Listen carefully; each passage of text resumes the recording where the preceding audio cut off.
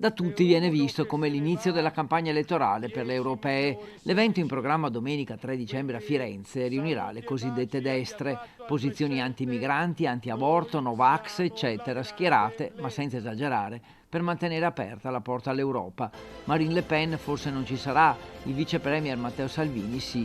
E i leghisti veneti cosa faranno? Marcello Bano, sindaco di Noventa Padovana e componente del direttivo regionale della Liga, ha già acquistato il biglietto del treno e ci sarà. Perché me lo chiede il partito, prima di tutto, e poi perché finalmente parte la campagna elettorale per le europee e quindi avendo anche un ruolo dirigenziale nel partito a livello nazionale è giusto che almeno noi e i rappresentanti istituzionali siano presenti. E sulla possibile convivenza sul palco con gli esponenti del Fronte Nazionale di Le Pen, che sarà probabilmente in collegamento da casa, per Bano non è un problema. Due cose, siamo due mondi differenti, però condividiamo alcune battaglie, è sempre stato, sono anni che condividiamo con loro queste battaglie per cambiare l'Europa. Infine anche il leghista sa che quello di domenica sarà un primo confronto con Fratelli d'Italia.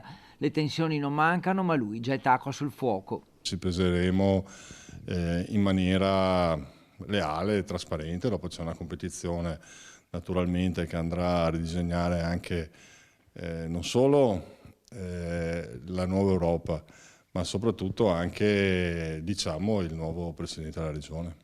Più incerto invece l'assessore Roberto Marcato. Su questo tema non rilascio dichiarazioni, ci ha detto. In questo momento non so ancora se andrò o meno a Firenze domenica.